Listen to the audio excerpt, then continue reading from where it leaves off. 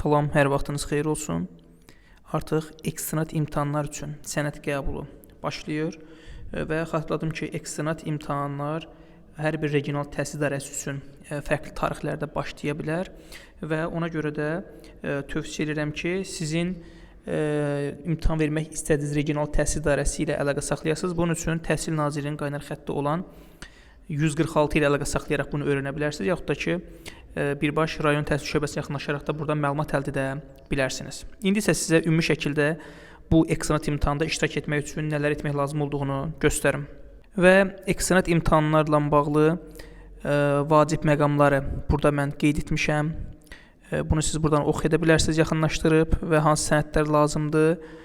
Bu barədə ətraf məlumat vermişəm və xatırladım ki, Bakı şəhər təhsil idarəsinin tabeliyində fəaliyyət göstərən məktəblər üzrə eksternat imtahanlarda iştirak etmək istəyən şəxslər 17 noyabrdan başlayaraq sənəd qəbuluna iştirak etməlidirlər. Yəni həftənin 5 günü, 6 və bazar eyni zamanda bayram günləri istisna olmaqla hər gün səhər saat 11-dən axşam saat 6-ya qədər sənədləri təqdim edə bilərsiniz və təbii ki, burada eksternat imtahanlarında kimlər iştirak edə bilər? Onu sizə xatırladım ki, belə deyək, orta məktəbi yarımçıq bitirmiş şəxslər, yəni 9-un attestatını almayanlar, yaxud da ki 11-in attestatını almayanlar, həmin şəxslər 9-un attestatını almağına görə və 11-in attestatını almağa görə eksternat imtahanında iştirak etməlidirlər və həmin şəxslər hansı sənədləri toplamalıdırlar və hara təqdim etmək lazım olduğunu göstərəcəm. Və burada görürsünüz, birinci sənəd ərizədir. Bu ərizə siz hansı rayon üzrə belə deyək, sənəd təqdim edəcəksə, həmin rayon təhsil şöbəsinə yaxınlaşırsınız, yaxud da ki, regional təhsil idarəsinə yaxınlaşaraq burada bu sənədi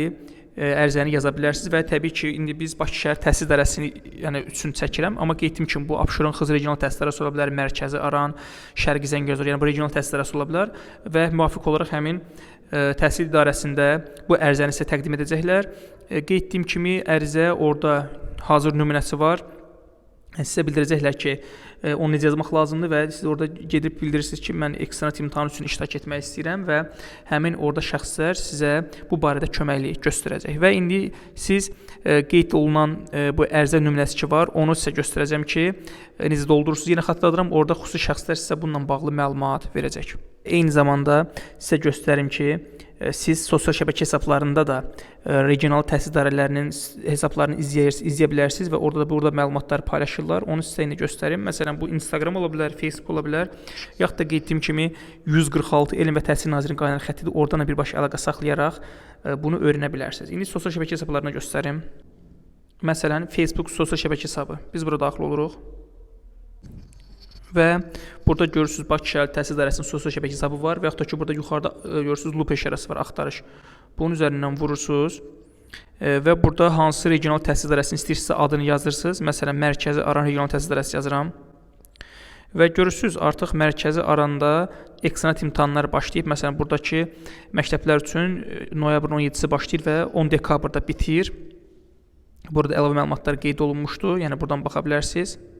Və Abşeron Xızı regional təhsil idarəsinə baxırıq. Görürsünüz, burada bunların əlaqə nömrəsi var. 146 01 yaxud da 018 642 0088. Yəni bu şəkildə buradan da maraqlana bilərsiniz və elə görürsünüz, ekranda eksternat qaydada şərtlər burada qeyd olunmuşdur, hansı sənədlər lazımdır. Burada öz əksini tapıb. Yəni siz artıq burada gördünüz ki, demək olar bütün regional təhsil idarələrində eksternat imtahanlar artıq başlayıbdır və lazım olan sənədləri siz toplayaraq imtahanlarda iştirak edə bilərsiniz. Və Şəki Zaqatala regional təhsil idarəsindən baxırıq. Və burada da baxırıq, bəli, artıq eksternat imtahan burada noyabrın 17-sindən başlayıb və dekabrın 10-na qədər davam eləyir. Daha sonra Şərqi Zəngəzur. Burada daxil oluruq və baxırıq, burada eksternat imtahan 18 noyabrda başlayır, 10 dekabra qədər. Yəni bu şəkildə siz artıq regional təhsil idarələrinə baxa bilərsiniz. Hər bir halda bir daha xatırladıram, Təhsil Nazirliyinin qaynar xətti olan 146 ilə əlaqə saxlayırsınız və orada regional təhsil idarələri ilə müvafiq olaraq siz maraqlana bilərsiniz ki, hansı tarixlərdə başlayıb, harda. Və indi mən ümumi şəkildə hansı sənədlərin lazım olduğunu göstərəcəm və bir daha xatırladım ki, bu regional təhsil idarəsinə görə sənədlərin siyahısı dəyişə bilər, əlavə sənədlər istənilə bilər. Ona görə bir daha xatırladıram ki, hər bir regional təhsil idarəsində qeyd olunmuş sənədlərdən əlavə sənədlər istənilə bilər Ona görə də mütləq şəkildə həmin regional təhsil idarəsi ilə mütləq əlaqə saxlayın, əlavə nəsihətlər lazım olduğunu öyrənin. Və indi biz burada baxırıq ki, noyabr ayının 17-sindən dekabrın 1-nə qədər müraciət edilməlidir. Həftənin 5 günü, 6-cı və bazar günləri, eyni zamanda bayram günləri istisna olmaqla səhər saat 11-dən axşam saat 6-ya qədər Bakı şəhər təhsil idarəsinə yaxınlaşaraq biz sənədlərimizi təqdim edə bilərik və bunun üçün də Bakı şəhər təhsil idarəsini belə deyək, Google axtarış sistemində yazırsınız Bakı şəhər təhsil idarəsi hardadır, oraya yaxınlaşa bilərsiniz. Və Google axtarış sistemində Bakı şəhər təhsil idarəsinin adını yazırıq, üzərindən vururuq və burada həm əlaqə nömrəsini göstərir, həm də ki burada ünvanla bağlı görürsünüz, burada göstərir ki, Bakı şəhər təhsil idarəsi harda yerləşir. Təxminən burada baxırsınız, görürsünüz ki, harda yerləşir və bunun üzərindən vuraraq baxa da bilərsiniz ki, hansı marşrutlar bunun yaxınlığında yerləşir. Təxminən belə deyək, Gənclik metrosuna yaxındır və yaxud da ki, siz buradan qeyd etdiyim kimi marşrutla da gedə bilərsiniz, yaxud da ki, taksi ilə gedə bilərsiniz. Yəni, istədiyiniz rahat o şəkildə Bakı şəhər təhsil idarəsinə yaxınlaşırsınız və orada sənəd qəbulunu iştirak edə bilərsiniz. Və bir daha xatırladım ki, məktəbi başqa rayonda bitirib, amma Bakıda, faktiki Bakıda yaşayan şəxslər də Bakı şəhər təhsil idarəsinə müraciət edə bilərlər. Bunun üçün əlavə olaraq faktiki yaşayış yerindən arayış alırsınız və Bakı şəhər təhsil idarəsinə həmin sənəd təqdim edirsiniz və Bakıda imtahan verə bilərsiniz. Və artıq qeyd olunan sənədləri mən sizə təqdim edim. Birinci ərizədir. Bu ərizə hər bir regional təhsil idarəsində yazıla bilir və həmin regional təhsil idarəsinə yaxınlaşanda orada məsul şəxslər sizə bildirir ki, hansı şəkildə kimin adına ərizə yazılmalıdır və orada artıq nümunə olur. Və indi biz Bakı şəhər təhsil idarəsində belə deyim olduğumuza görə Bakı şəhər təhsil idarəsində hansı ərizənin nümunəsi yazılır, o qeyd olunacaq və indi mən sizə ərizə nümunəsini göstərim.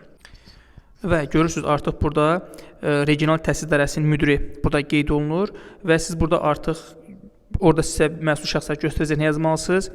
Ad, soyad burada qeyd olunur və eyni zamanda harda yaşadığınız burada bu hissələri görürsünüz. Müvafiq olaraq bu xanalarda qeyd olunur hər biri və siz bu məlumatları doldurduqdan sonra görürsünüz burada qeyd olunub. Məsələn 2015-ci ildə hansısa bir rayon adı qeyd olunur burada. Həmin oxuduğunuz məktəbin adını qeyd edirsiniz və məktəbin lisensini bitirmisiniz. O barədə məlumat yazırsınız və eyni zamanda burada bölməsi, yəni Azərbaycan yaxud da ingilis olduğu, Azərbaycan yaxud da rus bölməsi olduğu qeyd olunur və yaxud da xarici dil burada ingilis, rus, hansı dilsə onu qeyd edirsiniz və əgər varsa sizin mobil nömrəniz burada qeyd olunur, ev nömrəsi varsa yazırsınız və mütləq şəkildə mobil nömrəni qeyd edirsiniz ki, aralıq imtahanların tarixləri barəsində sizə SMS ilə məlumat gələcək və eyni zamanda imtahandan keçib keçmədiyiniz burada qeyd olunacaq.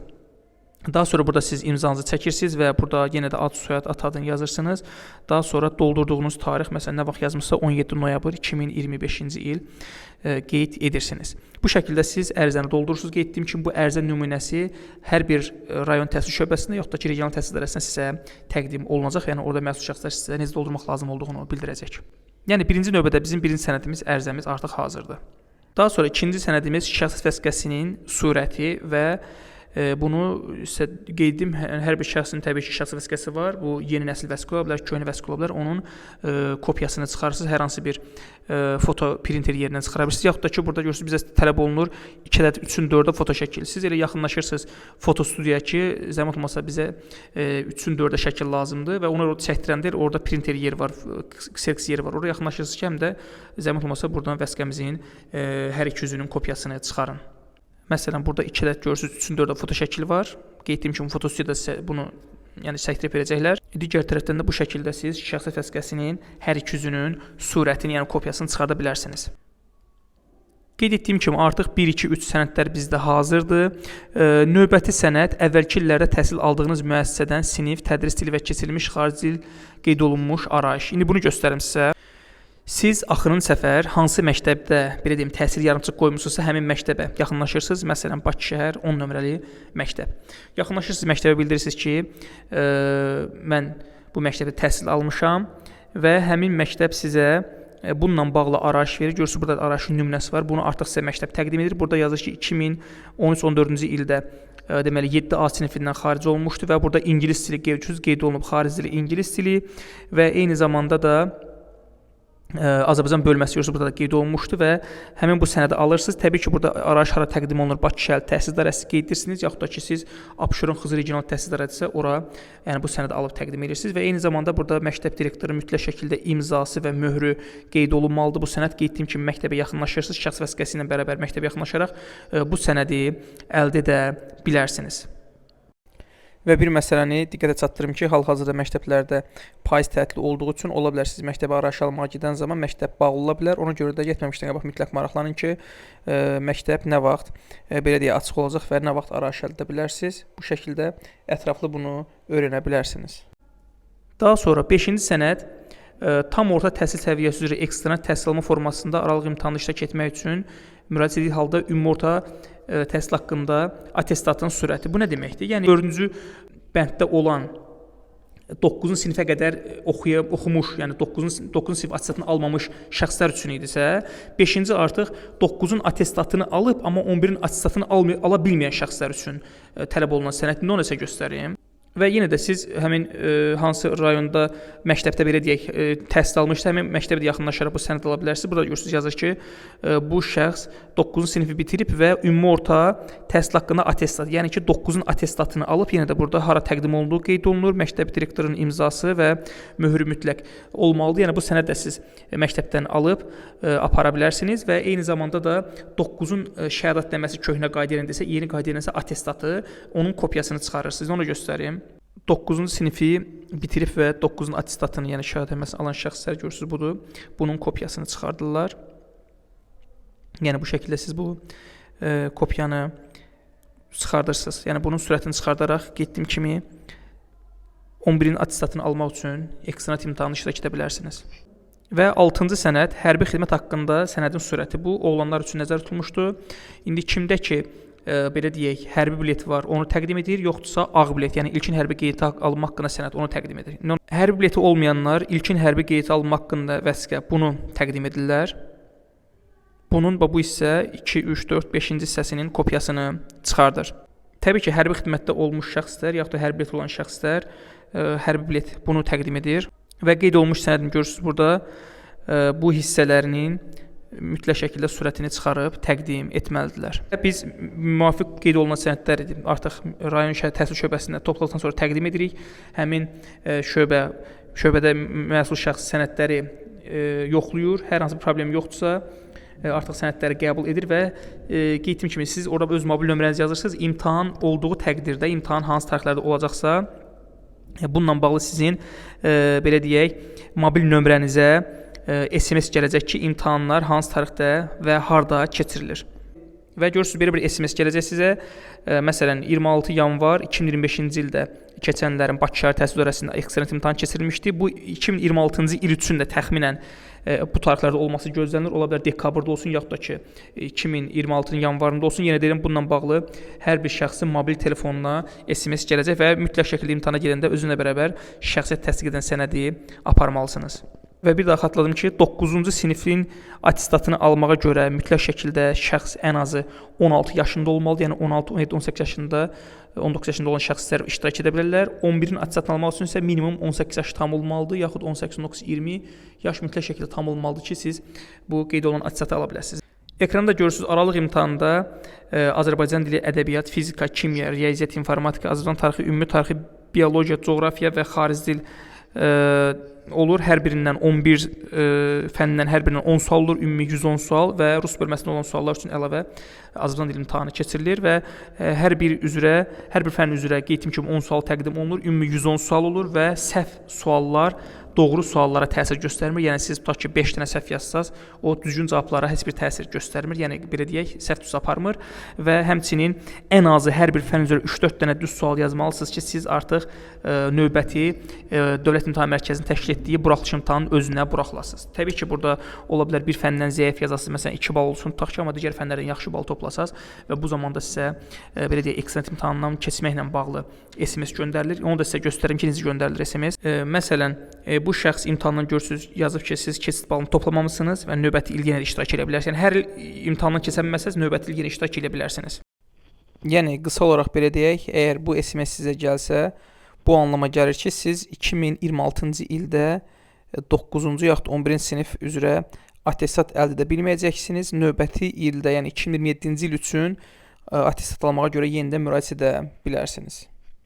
Və təbii ki, burada görürsünüz artıq aralıq imtahanının bu şəxsə uğur qazandığı ilə bağlı məlumat gəlib və siz növbəti imtahanda iştirakla bağlı yenə məlumatı məktəbdən də ala bilərsiniz. Yaxud da ki, Dövlət İmtahan Mərkəzindən də 1653 onların qaynar xətti orada məlumat əldə edə bilərsiniz. Yəni ki, artıq aralıq imtahanı keçsəniz, sizə belə bir SMS gələcək. Ümid edirəm bu SMS hər birinizə gələr və siz imtahandan keçmiş olarsınız və artıq bu imtahanı keçəndən sonra qeyd etdiyim kimi siz Dövlət İmtahan Mərkəzinin təşkil etdiyi buraxılış və blok imtahanı iştirak edə bilərsiniz və buraxılış imtahanı iştirak etsəz siz artıq attestat alacaqsınız və imtahanların qeydiyyatı təxminən, yəni Dövlət İmtahan Mərkəzində qeydiyyat isə artıq fevral-mart ayında olacaq. Onunla bağlı da mən yenə video çəkəcəm. Yəni ilkin mərhələ siz bu imtahanları keçməlisiniz ki, biz növbəti mərhələdə iştirak edə bilək. Yəni birinci mərhələ mütləq şəkildə bu sənədləri yığıb bu aralıq imtahanı keçməlisiniz və indi mən göstərim ki, bu imtahanlarda kitablardan məlumatı hardan oxumaq olar, yəni kitabı necə əldə etmək olar. Birinci növbədə siz bu kitabları, yəni burada qeyd olunmuş o 11 fən ki vardı, onların hər birini o kitabların əldə edə bilərsiniz, yaxud da ki, onu elektron variantda da siz oxuya bilərsiniz. Onu sizə göstərim. Dərslik yazırsınız və görürsünüz burada e-dərslik var, bunun üzərindən vurursunuz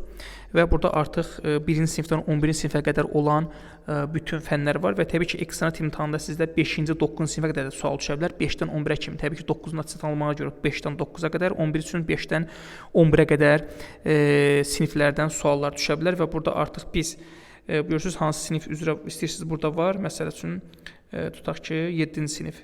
Bunun üzərindən vurursunuz və növbəti belə deyək fənləri görürsünüz.